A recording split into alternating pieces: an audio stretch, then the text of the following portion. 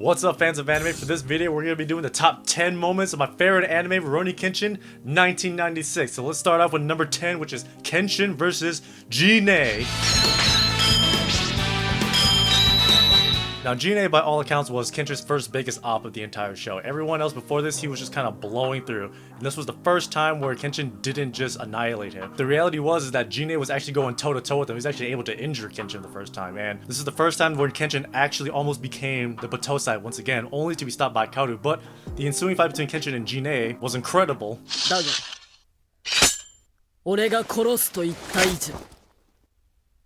The animations for this time was actually really good, the fight choreography was amazing, and to top it all off, Kaoru actually did manage to break Kenshin out of being the Batosai again. Coming in at number 9, man, we got Kenshin versus Saito. Now starting off, man, Kenshin knows that Saito is very deadly. He was able to injure Sanosuke himself, and throughout the whole fight, Saito is always having the upper hand just because Kenshin didn't go back to his manslaying days. And it took him to actually revert back just to be able to combat against Saito. And the whole time this is happening, Kaoru's in conflict with herself because she doesn't want Kenshin to revert back to the Batosai. But at the same time, Saito's there, he's gonna win. But ultimately, Kaoru does try to call Kenshin back from becoming a manslayer. But this time, she actually doesn't get to Kenshin. Kenshin is fighting on because he sees bloodlust, he sees red. The only person that stopped this fight was none other than Okubo himself. This whole sequence right here lets Kaoru know that she couldn't stop Kenshin. And Kenshin and Saito, eventually, they have to stop fighting each other and, fight alongside each other. Now coming in at number 8, we got Kenshin versus Aoshi, specifically part 2 where he fights him in Shishio's domain. Now the reason why this is up here isn't because of the whole fighting sequence that happens. While that itself is pretty cool, the reason why we have it up here is because the trading of ideals from Kenshin and Aoshi was what put it up here. Aoshi being hell-bent on trying to defeat Kenshin in order to proclaim that he is the strongest to his dead comrades, instilled the idea of he really just wanted to die in order to win, whereas Kenshin's ideal was to risk death in order to win. Kenshin doesn't want to die, and because he's skirting on the edge of near death, that allows him to push him beyond his limits because, in his own words,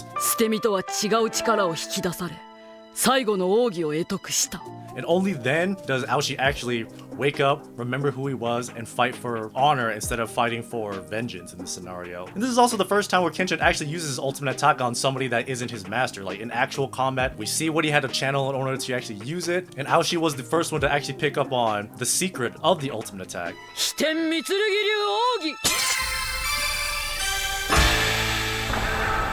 Now coming in at number 7, man, we got Kenshin versus Sojiro, part 2 in the mansion. Now this is a crazy battle, a very highly intense emotional battle, especially with Sojiro, because dealing with Sojiro's past is brought to light. He was also conflicted with himself, especially with Shishio's teachings and Kenshin's beliefs. And Kenshin's trying to do a talk no jutsu to Sojiro at the same time, but eventually, it comes down to the final attack between the Hiten Mitsurugi versus the Tenkin, with Kenshin's ultimate attack and Sojiro's Shikuchi.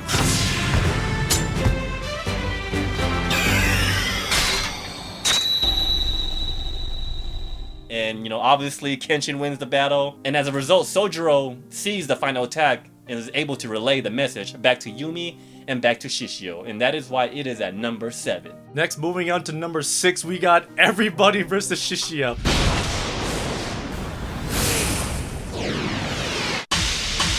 Now this is the standard anime moment. Shishio had seemingly defeated Kenshin at this point, and just when you think that all hope was lost, everybody shows up. Saito comes in, he does his thing, he does his first, second, third, and zero style. Shishio's unfazed completely and defeats him. Next up, Sanosuke steps up to bat. He hits him with the strongest Futai no Kiwami to the face, and then Shishio's like, maybe before you start attacking me, you gotta bridge the gap, and he just completely one-hit KOs. Sanosuke back into the wall, breaks, and then just when you think that all hope is lost, these are literally all of our heroes down, the one final guy shows up. Aoshi shows up with his thematic theme song. We're just like, oh my god, let's go Aoshi. But no, Aoshi's actually getting his ass kicked. He uses his ultimate attack, getting blocked, and then Shishio just understands that Aoshi is just buying time, and then we get the grand reveal. Kenshin isn't actually dead. He goes Super Saiyan, everybody wakes up.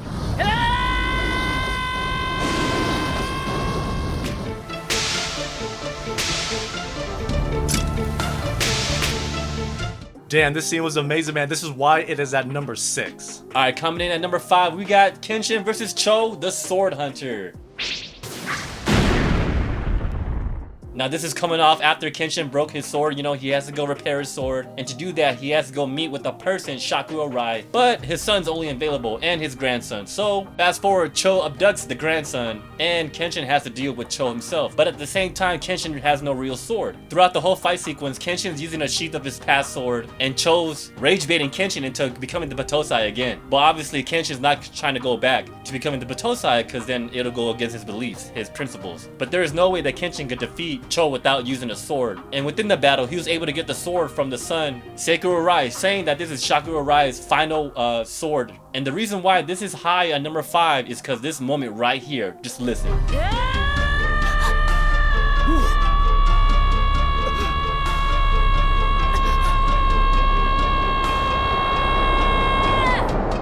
Amazing. This part was amazing. Kenshin's will to hang on to his belief, but at the same time trying to save the little boy, and he is so conflicted that he's going Super Saiyan right here. But obviously he has no choice but to pull out the weapon and defeat the man that's in front of him. And it turns out to be, guess what? A Sagabato. Everything's good, Cho's defeated, the baby's saved, and Kenshin's beliefs is still intact. 我を切り、刃鍛えて育成そう。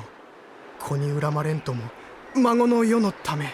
Now moving on to a little bit of a sadder moment for number 4, we got Shinta's past.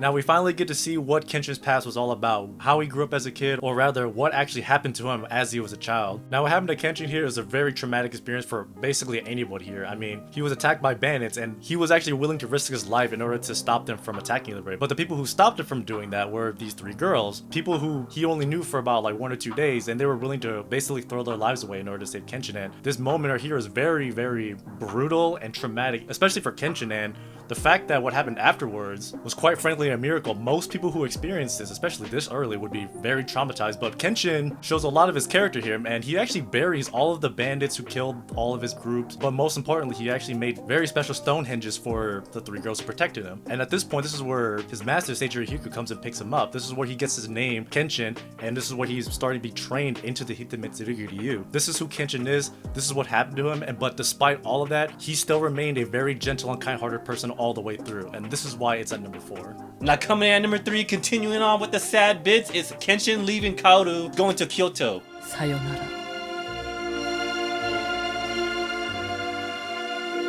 Now throughout the whole show so far, you know, Kenshin and Kaoru's been hanging out, fighting alongside each other, and they've gone a little bond, and you know, we're like, you know, these two look great together. Great banter going on at the same time, and a whole little family with Yahiko, Sanosuke, and everybody else, you know what I'm saying? But at this point right here, Kenshin's made the tough decision to leave Kaoru and go to fight Shishio. We never want to see the love interests leave each other, and it was a sad moment, especially the way this whole scene was drawn. Blurry visions, the bright lights, the very vibrant, very saturated colors, and especially the way that the animators drew Kaoru's tears going down as, you know, Kenshin says his praises and his farewell at the same time leaving. And this scene may not be as important as other things, you know, but this is a big moment because Kaoru was the only one that Kenshin said farewell to, and that is how hard it was for Kenshin to say farewell and how much it meant, because nobody else got a farewell. Not Megumi, not Yahiko, not Sanosuke, nobody else. And this scene right here made the foundation of what's to come next, especially since Kaoru and the rest of the gang going to Kyoto.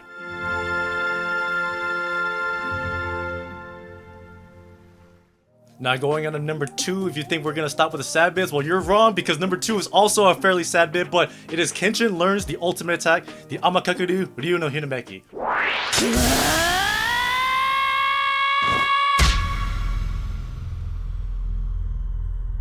Now the reason why this is a sad moment is because Kenshin has to come to the realization of his life isn't worthless. Because he was going through the war, he had started to take life for granted, and he was willing to die in order to win this battle against Shishio. And his master Seiji Hikaru knew that throwing his life away was not going to lead him to victory. And during the duel, Kenshin would now have to break his master's Kuzu-Ryusen by not dying to win, but risking death to win. And the moment before all this happens, Kenshin's life flashes before his eyes. He gets the flashback of his memories when he was a child, where he recalls recalls the 3 girls throwing their lives away in order to protect Kenshin, and they instill the mindset of him to always stay alive and continue to live. And all these teachings all come back to him, back to the present, seeing his master's attack, almost connecting with them, and then going through and learning the ultimate attack, breaking the Kuzuryusen, completely obliterating his master in the process, was just a sad but amazing moment for the Rurouni Kenshin series.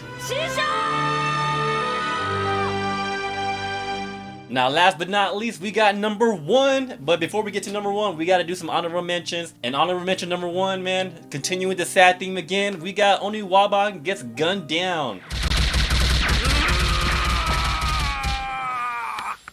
Now this part's sad because Aoshi's seeing all of his buddies being gunned down one by one just to save Aoshi and also to save Kenshin at the same time. And we see the villain Kaoru just, spinning the little handle, gunning down the whole people. And fast forward, we get Kenshin grabbing a sword, dodging all the bullets like a maniac, and he's able to stop Kaoru's Gatling gun and also give what Kaoru deserved, which is a Sakabatsu to the face. Now going into honorable mention number 2, man, we are shying away from the sadness to all happy times, and it is the first meeting between Kenshin and Kaoru.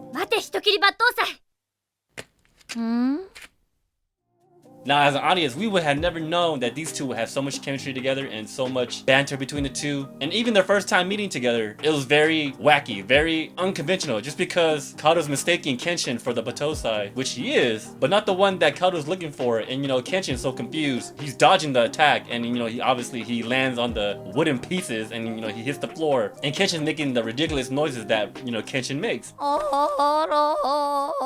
And this pretty much sets up the whole foundation for the whole Kenshin series, showing Kenshin's humor, especially the turnaround when he says, Oro? Now, moving on to the final number 1 moment. There can only be one. It can only obviously be Kenshin versus Shishio.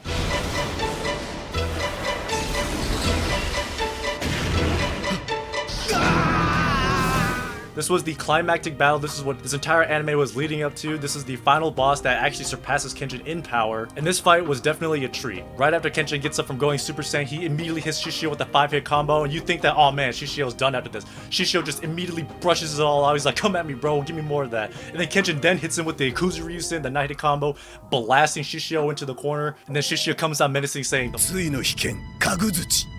and then Kenshin prepares to use his ultimate attack. And just before they collide, we get the stereotypical anime discussion of his master describing what the ultimate attack is actually about. Kenshin uses the ultimate attack, Shishio blocks it, everyone is stunned because he actually blocks it. Shishio prepares to use his ultimate attack, the Kagazuchi, and then what his master said came to fruition.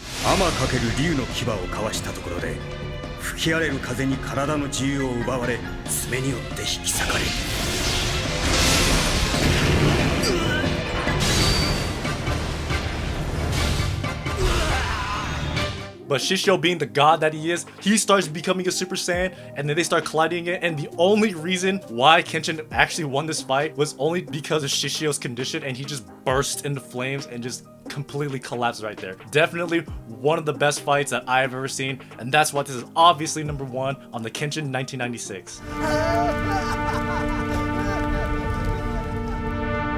And that's going to be our top 10 list for Kenshin 1996. Now, there are obviously a lot of scenes that we didn't include that I would have really wanted in. Like the very anime moments, like when Seiji Hiku comes in and saves Yahiko at the Aoya. Or maybe even the funnier moments where Kenshin and Misao figure out that Saito has a wife. Like, that scene was hysterical. But enough about that. Let us know down in the comments below about what you think about our top 10 list for Rurouni Kenshin 1996. Until next time, thank y'all for watching.